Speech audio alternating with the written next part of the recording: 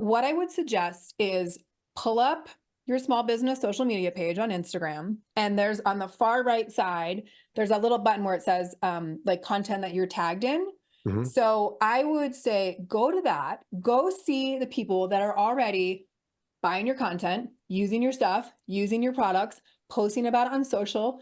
Go into your stories and see who's tagging you, like who are already your number one fans that love you and are already giving you love without you even asking about it. You may find some like people who are official influencers, as in like they do this real time, Mhm. or for, for their work. You may find people who do this on the side, but will be thrilled to partner with you because they'd love to lift up a small local business.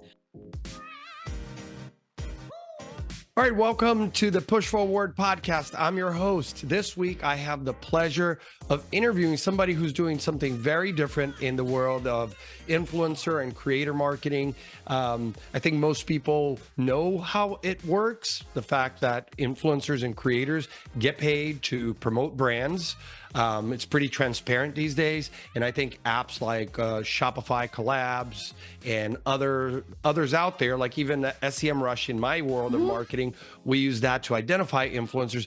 But in your case, Johanna, it's I was like really intrigued to understand what it is that you do and how you cultivate these different influencers that are from diverse backgrounds and then marry them with the right Yeah. brand. So without further ado, I want our listeners to welcome you, Johanna Voss, to the podcast. Love it. Thank you for having me, Alex. I am Absolutely. very excited. I could wax poetic about all things talent management. So happy Oh, to well, chat. Yeah. well, we're going to do that today. But before we do, well, we want to talk a little bit about your background because I found it truly interesting that you worked in politics early Yes, on in your career. I So tell us did. about that experience, and I'm sure that led into being in the world of marketing influencer and all that. Yeah. So yeah, my first job was out of college for 8 years. I graduated in 2001. I worked on political campaigns. So I worked two presidential campaigns. I worked John Kerry's only presidential campaign, and then Hillary's first presidential campaign in 2007, 2008. Hmm. Mostly worked in New Hampshire. So I worked on the getting the person elected side, not the policy. Like once they are elected, Hmm. I was always, those people who was running around trying to get votes and volunteers and knocking on doors and making tons of phone calls and stuff. Um, Loved it. And it's one of those things where, I graduated college. I had a Spanish and environmental studies major. Like, who knew what I wanted to do? I got into campaigns because it was actually about environmental issues and like trying to save the trees and clean up the water and all that. Um, but now in hindsight, with God, 20 plus years, you just see like how the universe has led me to here. I mean, my plan, my path would have never ever been plotted by anybody from campaigns. And then I traveled the world, backpacked around the world for a year, lived in Spain a couple times, and like then started my entrepreneurial journey in January of 2011. Never meant to be an entrepreneur. But like what I do now, part of why I think I'm really good at it is I had this skill set that was developed. You're knocking on doors asking people for their votes and you're asking for money. Those are like two of the most personal things that you could ask for. And so that the resilience, the persistence, obviously you get way more no's than you get yeses. It just Hmm. really like trains you. And so I think now about like why I'm so good at what I do. I'm sure part of it I'd like to think was just my DNA and like I was kind of wired like that, but my career path, which seems very random to people who don't know me, I totally feel like just led me to here. But yeah, I love talking politics. I am totally that person who will like talk politics at dinner. I'm happy to be like, "Oh, you disagree with me on this. Like, let's get into it." Well, I'm genuinely just curious. yes, so we could do that all day. By the way, I volunteered for the John Kerry during that election, Hillary, Barack, all of those. So I've been involved from like my time in college as well. And like you, I am a nerd when it comes to politics. I love it. I listen to the podcasts, to the Totally. shows, and Totally. I like to hear all sides too. So I all love good that. stuff. And I think you're right as far as like your path, Johanna, makes sense because I love to look at how the marketing campaigns are run on the political sides, and especially like in social media, like Barack in 2007, 2008, the way they were running their campaigns was like very unique, you know. Yes. And Yeah. it's changed each time around. Now we're dealing with AI and misinformation and all this other stuff. But see, we're not going to get into politics because everybody wants to hear about influencer, and so I'm going to switch gears Ano- right back to Another touchy conversation. We'll talk about influencer marketing. that's right. Yeah. After the podcast, maybe we'll spend some time talking about politics. But I know our listeners who are mostly influencers, marketers, people in that world, creator world. I saw recently an article on Forbes that talked about this year being the year of AI, but then there was like another article was like it's the year of the creator because this economy for creators is growing so fast. So give us like a 30,000-foot view of like where you see the world of influencer and creator marketing going. Yeah. It's not going anywhere. And the reason why is because everyone has a smartphone. Everyone has the world in their hands. Like everyone has some version of a smartphone that has an amazing camera, which is another conversation, but they have like everyone's customers. Pick a brand, pick a destination, pick a product, pick a thing. Everyone has some customer of theirs or client or guest, however you want to call it, that is on a smartphone. So not doing influencer marketing, not doing digital marketing, not figuring out a way to get your message to people on social media platforms, because regardless of whether it's right or wrong and what people think, people are on social platforms. Different generations, different ages are on different platforms. They consume it differently. They use it differently. But at the end of the day, that's where people are at. So if brands were to not do influencer marketing, I would say, well, then what would they do? Like, it's not like they're going to radio. People are not listening to radio. They're not going to newspapers. That's not happening. So it's digital marketing is just, and of course, like there's more streaming platforms. We're forced to have more streaming platforms, right? Like now you have to have Netflix and Hulu and Peacock and all of those. So I think our culture and our lifestyle continues to just push us in that direction. So influencer marketing is not going anywhere. Like that's just the way to get in front of people's customers. I so agree with you. And, especially when talking to solopreneurs or small businesses who don't have the same budgets as, the brand side or the big agencies to partner with the biggest influencers. But you've got all those different levels of influencers, right? Nano, micro, whatever. There's such great opportunity there to really make it an organic connection between your product, your brand, and that end user. And I do feel like there's an untapped economy there. So how do businesses, not the large companies, we know how they partner, they've got Right. people on their side, but like for a small business owner, and not on the influencer, right? I'm talking about the small business Yeah. The themselves. brand We're side. like, yeah, the brand sites, like how, like I'm not going to go on a platform because I'll get lost like that. I hear that all the time. Yep. Cost money. It's So expensive. exactly. Yep. So that's why for me, when Katie introduced us, I said, "Oh gosh, you're like the perfect person to ask this question to, because maybe there is an army of talent people like you out there who, instead of leaving it to a platform to find the person, it's someone like yourself who then identifies that right influencer, right?" Yeah. Yeah. Well, first of all, shout out to Katie Stoller. We love Katie Stoller. Um, yes. And I don't think it's talent managers in this case. So for any Okay. small businesses that are listening, because honestly, to reach out to us you know, if a small business is new to this space and trying to figure it out, um, yes, can talent managers help? And perhaps we work with smaller talent that may be a good fit. But if you're a smaller business, you might be more geographic specific, you might be more location specific. You may have brick and mortar. So it may be like actually a physical location. You may not ship very far. You may not have online shipping. Maybe people can't purchase, with an online store. So I don't know that going to talent management would make sense because you'd want a creator that's specific and local, Mhm. using that example, like to your area. So what I would suggest is pull up your small business social media page on Instagram, and there's on the far right side, there's a little button where it says like content that you're tagged in. Mhm. So I would say go to that, go see the people that are already buying your content, using your stuff, using your products, posting about it on social. go into your stories and see who's tagging you, like who are already your number one fans that love you and are already giving you love without you even asking about it. You may find some like people who are official influencers, as in like they do this real time, Mhm. or for, for their work. You may find people who do this on the side, but would be thrilled to partner with you because they'd love to lift up a small local business. So I would start there and really, really, really spend some time on just, I'm not talking about like a 5-second scroll, but I mean like literally sit and spend Yes. some time.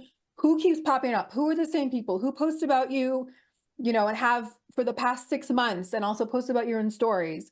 Go to their page, see what they're about. Um, look to see their content. You can reach out and ask them for demographics on their local audience. Again, if you're like location specific, so that you don't want to partner with someone who's like all their people are in LA and you're in Mhm. Atlanta. But I would start there with people that are already like your number one fans. It's such an easy lift.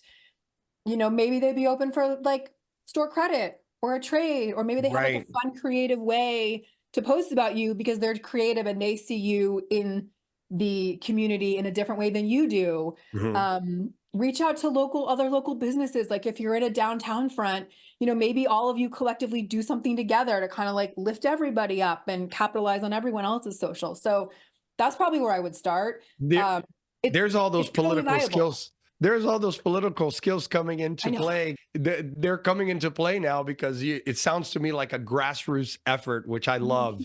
I love, love, love. Now, for the influencer side, um, a question that I often get is like, what is the cost? And I'm not very familiar with the cost, to be Mhm. honest with you.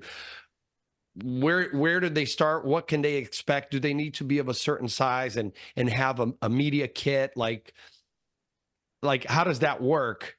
Yeah. Um, you're gonna hate the answer. It depends, Yeah, yeah, no, of that's course.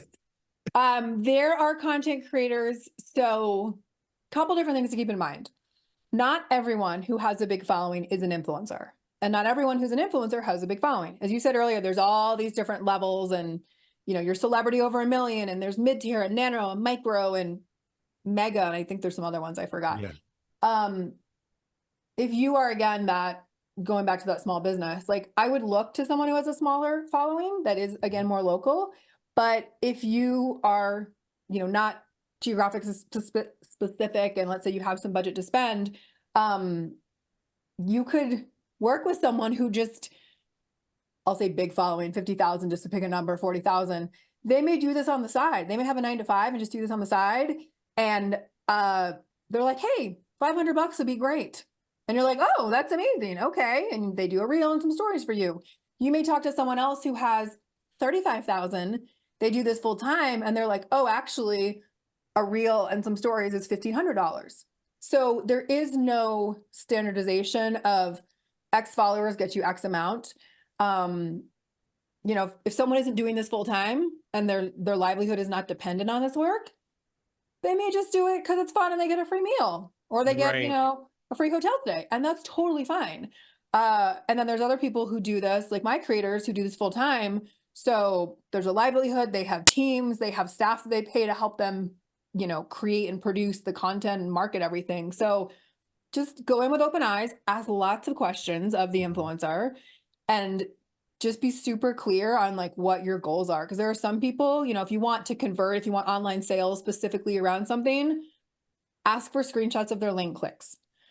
If someone is not good at converting and they're better about brand awareness, well, then you don't want to hire them to sell a candle because they can tell you about the candle, they can tell you why it's so great, they can style it, they can like make you feel like you can smell it, but sometimes, their followers might not be so quick to purchase the way someone else has a follower audience where they're like, listen, I'm just going to give you discount codes and I'm going to tell you like great deals, and people go to them strictly to purchase. So there's kind of two different types of influencers. So just ask lots of questions and be super clear about what your campaign goals are.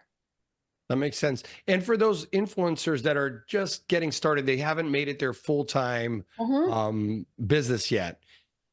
what are like the top things that you would say to focus on habits? Like I enjoyed one of the articles on your site that said, 12 habits of Yep. influencers. I was like, wow, this is really Yeah. interesting, from a perspective from someone who actually judges Does and this. scores people on these things. So what are like the top things to really focus on in order to market yourself to brands and, Absolutely. Yeah. So no particular order. High quality content. what does that Everyone mean? What does that mean? make your photos good. Nothing Okay. blurry. Like we all know we can look at photos and we're like, what is happening here? Like this is a crappy photo, right? There's no excuse because we all Yes. again have that amazing smartphone with amazing cameras. I know so many creators who don't even bring their fancy, Canon XYZ 500 anymore because they're like, I actually just get great content with my iPhone. Mhm. So high quality photos, like sharp, clear images. Um, be good at your craft. Be someone who delivers value, who like why are people coming back to your page? Who are you serving? What's your audience? What's the value you provide? Is it because you give these great 3-day itineraries that feels like luxury travel, but it's like totally affordable for someone who works a 9-to-5 job or for families? Is your thing that you can DIY something in under $200 in like one day and make it less scary for people? Is it that you can put a healthy meal on the table in 15 minutes and you've got 3 kids that are under the age of 5? Like why are people coming back? So, like, what's the value that you provide? So be super, super clear on that. I have people reach out to me all the time and they're like, I just want to be an influencer. And I'm like, it's like pictures of your cat, is like random stuff. Like what are we doing here? You know what I mean? So figure that out. Sometimes it helps to ask other people because they may know you better and may know like, oh, you're always helpful on X. Um, Plan it out. Be married to it. If you want to do this full time as a creator, this is not a joke. This is not something to just like, oh, I'll get to it when I get to it and kind of like, oh, it's there. I'll just like take some pictures and like post about it and the brand will pay me. No, no, no. The people who are earning money and doing this work their butts off. They are committed, they are resilient, and they are relentless. And they are constant, even showing up when it seems like no one's listening. Oh, my reel only got 100 views. Like everyone starts at 0. It's very humbling. Everyone starts there. But Yeah. it's really hard, and you are starting now and you see people that you love that have viral content and thousands of views and all these followers. It's hard to keep going when you feel like, why am I doing this? Like no one's listening. But that is when people start to drop off. So that's when, like, if you can just kind of keep going and know that it's going to be the hardest thing you've ever done, but just like it's not rocket science. Rinse, lather, repeat, create that content, post about it, be creative, do it again. Just like keep showing up and keep showing up. That will get you traction. And your content's your portfolio. So that's how you attract, the brand's attention and their eyes and stuff. So just continue to like always come back to high value, quality content. Yeah, and I think it makes sense. I mean, whether we're talking business, politics, or sports or music, we have on our influencer app Push Bio, we have a lot of musicians. And my son happens to want to be a musician. He's Oh, cool. yeah, he's going to turn 14, and he raps, and he's really good at it. That. But like what I explained to him, it's the same thing as business, right? In that, yes, your plan is to go big. Most people want to grow continuously, and even if you do all the right things, you just may not get there. Because to me, it's always an art, science / luck thing. Yeah, Um, magic. it's magic, and so if it doesn't happen, that's okay. I have another guest here on this podcast who she's come on here regularly. She has the Happy Family blog. Oh, She's cool. like a mommy blogger. Her and her husband, they do travel, stuff like that, work with Disney. She's amazing, Christy, and she talks about that in that, they've had like they've spun out different channels for that reason, right? Because maybe this one got to here and it's almost like a line of business, right? And you Yeah. did it really well, but now you're ready to do something different, Yes. or or that'll allow you to actually grow bigger. So you were talking like food, travel. Those are categories that are very competitive, but also in high demand. So for those types of influencers that we see on our app, travel and food, musicians, what are some of the biggest trends that you're seeing in terms of like what do users want? Are they mostly on Oh, TikTok, Instagram? oh, platform wise, it depends on the generation. It really does just depend on the audience. Okay. Uh, like obviously Gen Zers, no, not Gen Zers. Yeah, Gen Zers, like they're like, Facebook, what? Like even millennials are like, Facebook, what? Like I'm 45 and I remember I was long out of college, but I remember when it was you had to have a college address, .edu, and Yes. uh that was the platform. And so now apparently Gen Zers and I think even some millennials are like, oh, Facebook, like why would I even? I think TikTok's, y'all kind of have this understanding that TikTok is for maybe younger millennials and Gen Zers. Mhm. Boomers are on different platforms. Boomers are reading blogs, reading newsletters. I think trend wise, what I'm seeing, I think both from the consumer side, so the people that are just like doing the scrolling, and then Mhm. also from the brand side, is people want it personal. Okay. Great, you have a pretty house. How'd you put it together? Like, how did you do it? What's your story? Like, why'd you pick that sofa? Why'd you put that flower vase there? Why did you make this recipe? Like, what's the relevance of it? And people like seeing like the face behind it, right? We do want to feel that human connection, even though it is across the small little mini screen. People want to know the face behind the brand. And if you look at a lot of big brands like Magnolia, for example, it's Chip and Joanna's face all over the whole thing. Like we all know, you say Magnolia, what do you think of? You think of those two people, like the Gaines family. Um, and I think on the creator side, also pushing people towards that because, as you said before, there's so much competition. There's so many new creators. There's so many more tools that brands have to find creators.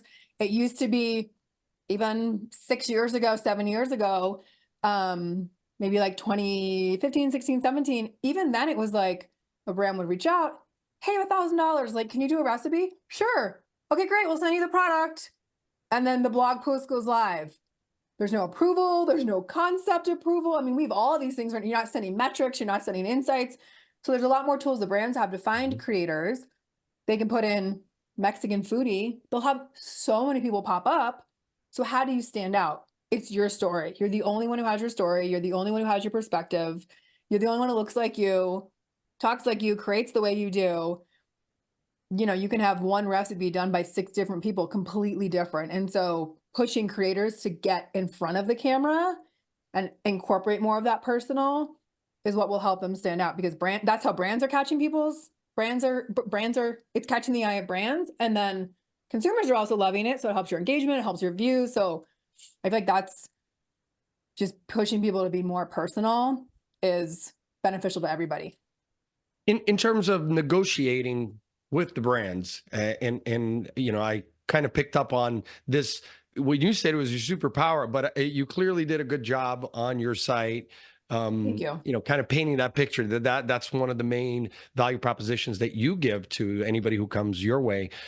I think that's really a good one because most people have a very hard time selling themselves and negotiating. So talk to us about Yeah. how you do that, and why do influencers, are they just like everybody else that it's kind of hard to negotiate? Yeah. I'm like, okay, let's talk about it. You can already tell I'm like getting ready. I love talking about negotiation. Um, it's hard to sell yourself. Everybody knows this, right? This is no different to influencers, to artists, to musicians, Yeah. to authors, like Not even not not people, for me and you. right? I'm like, what do you want? I got it. Like, I'll sell you something. I mean, I'm constantly negotiating. I'm with you. I love it. Yeah, two of my stories I always talk about when people are not yet ready or not looking to have a manager, it doesn't make sense, but obviously need to get better at it. It's a muscle. You have to just flex this muscle. Like the only way you're going to get better at it, super cliche, is to actually do it. Like there's no other quick workaround. I've been doing this for decades. And, do I get nervous about stuff? Not really. Like it's very rare. But every once in a while, I'm like, whew, okay, if it's like a client really, really wants it, or I don't know, sometimes maybe I'm just they're pushing back a lot and stuff. And I'm like, oh, I really gotta like dig in and like use my magic. But you just gotta practice it. And often when I go out, I haven't done this lately, but you've got friends in town, or you're just out with like a girlfriend or something. You're at the bar. I'm always like, hey, my friend's in town. Like, she's got a new job, or I just had this great work win today, or it's my birthday. Like, can we have a free round of drinks, or can we have free apps? Like, I'm constantly asking for stuff. Doesn't always work. Sometimes it does. It's definitely worked more than it hasn't, Mhm. because it's just a matter of asking, and it's honestly just like a way to practice. So you can say, oh, okay, well, I didn't get that free drink, but they brought us like a free ice cream on the house at the end of the night, right? Like, it's something. So then when you go into those negotiations and you're asking for money and it's about you, you've said that stuff aloud. Like, it's not totally new. You may not have perfected the approach yet. Your muscle may still be growing, but it's just a matter of like asking and practicing.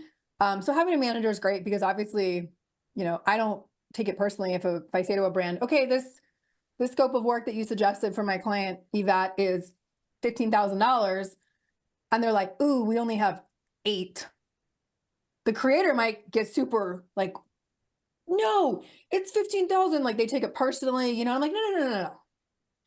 They're not saying you're not worth that. They're just saying that's not the budget they have allocated for this Yeah. project. Two separate things.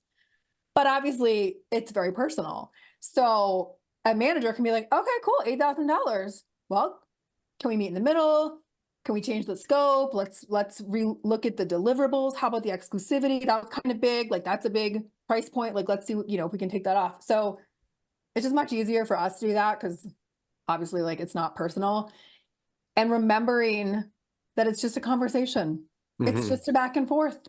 You know, I feel like I often talk to influencers who are like, hey, this is what the brand, emailed me. Like, what do I say? And I'm like, oh, well, I don't know. Like, they didn't talk about usage. They didn't talk about exclusivity.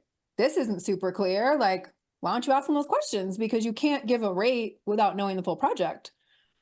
And just reminding people that it is just that, oh, cool. Okay, actually, that's really interesting. So can you tell me a little bit more about the campaign, or like what your expectations are? Or what are Mhm. you hoping to have happen with this? Because again, if they're looking to have you convert and sell XYZ products and that's not your strength, don't do it. You're not aligning on the campaign goals, or vice versa. If you're like, actually, I am the perfect person to sell you this new skincare. Here's why. I did one last week. Da, da, da.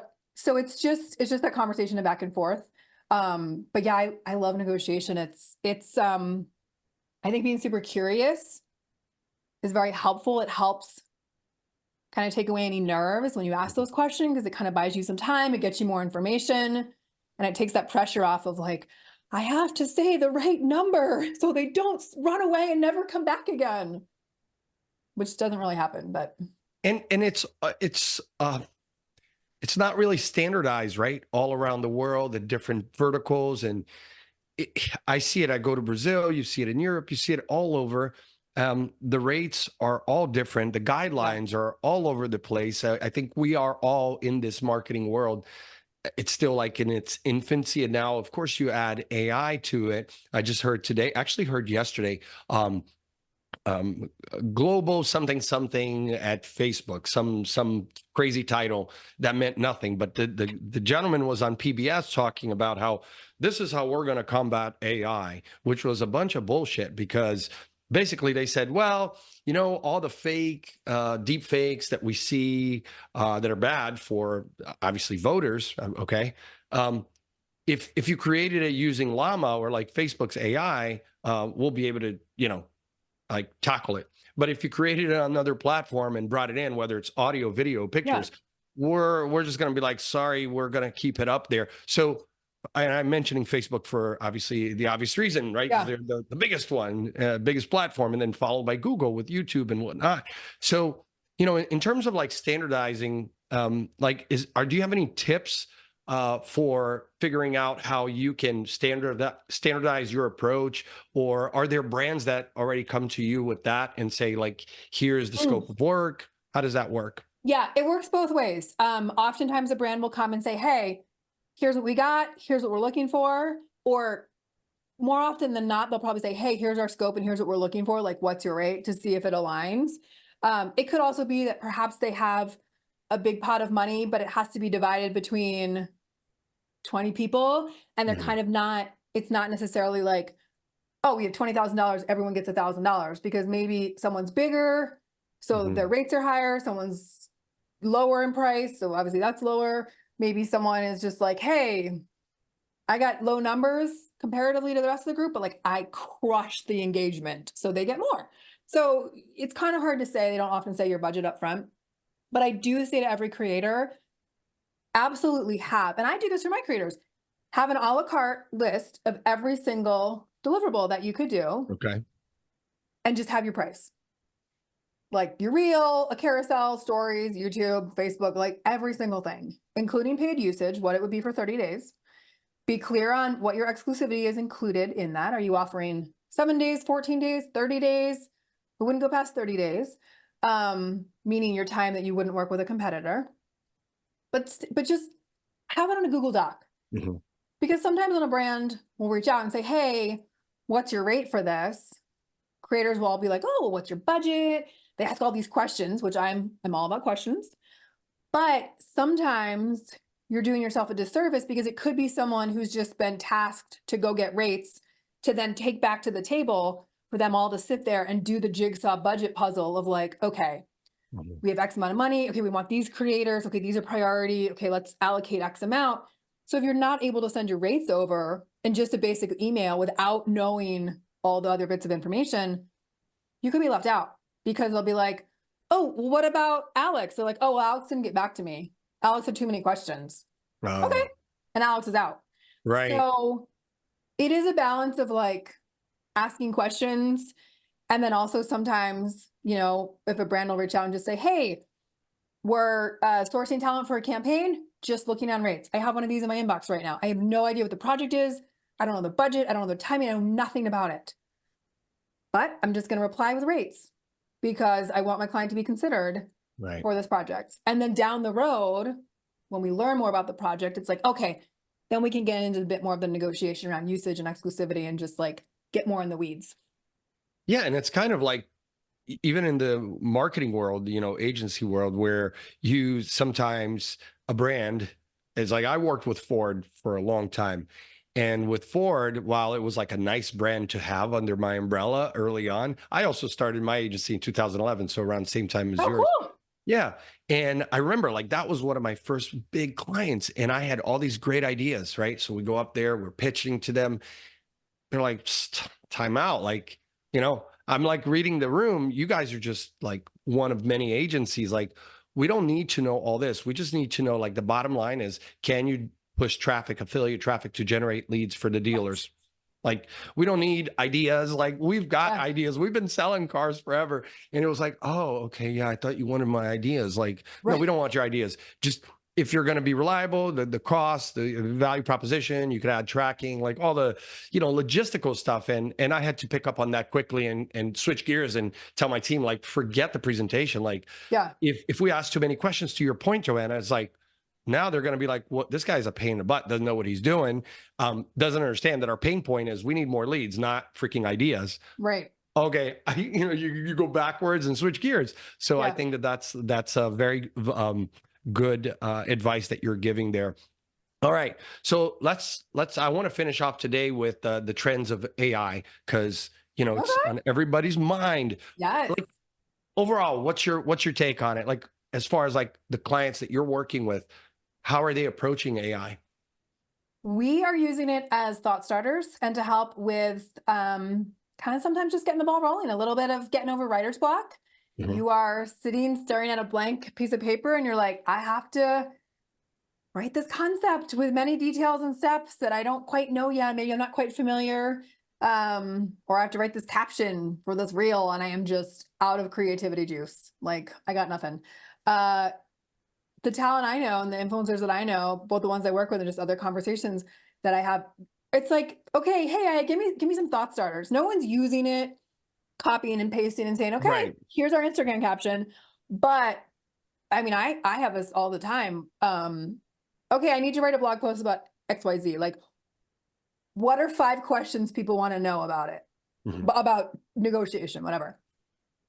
And it'll write, and then I'm like, yep, okay, take it. And I'm off to the races and like write this whole blog post. So most of the creators I know use it in that capacity. It's to help them be more efficient with their time, to help leverage what they're already doing across other platforms. A creator, one of my talent the other day was just telling me that so she interviews people. So she has her interviews on YouTube, and and it's transcribed. So she can pull the transcription, put it in a chat GPT, and then write a blog post about it. Instead of her having to just do all Yeah. of this labor. She's like, I've already done it. It's already over here. How do I kind of refinagle it and get it over here? And so I think it was Chat GPT helped her with that. And so she was like, oh my God, this is genius. Because now I can create this other content and leverage what I've already done over here. So we're big fans. I mean, so what I was saying before is like, it will never replicate the personal voice. Right. So again, like, we're not copying and pasting. Do not copy and paste AI and, put it in a blog post or a caption. Like, it's kind of obvious that it's AI a lot of times, but take it. Oh, I love this sentence. Like, I'll often be like, oh, I love this intro. This is a great way to start the paragraph. Or like, this is a solid sentence. Like, let me build around it. So that's how we use it. I love it. I love it. That's really good advice. Yeah, we're big on AI too, but that's why I ask, because it's just that's all we see in the news. All right. Well, so if anybody's interested in talking to you, whether it's on the brand side or the influencer side, and they're wondering like, how do I get to the next level? I gotta go talk to Johanna. What's the best way for them to get in touch with you? Probably 3 ways, depending on where you hang out. My website, Okay. johannavoss.com, has a wealth of information. My Instagram, feel free to slide into my DMs and chat me up there. And then I'm pretty big on LinkedIn. So love hanging out over there. And that's a great place to have conversations with other brands and agencies. So I love all 3 of those platforms. Awesome. And for the rest of 2024, what's like the big thing you're not only just looking forward to, but what was there like a big goal that you had personally this year you want to share with the listeners? Yes. So lots of goals, always lots of goals around here.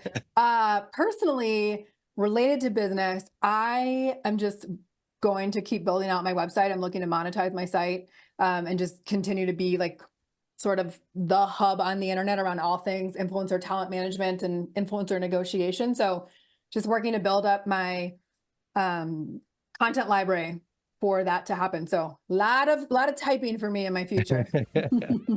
Awesome. Well, thanks again for being in the podcast, Johanna. Thank you, Alex. This is great.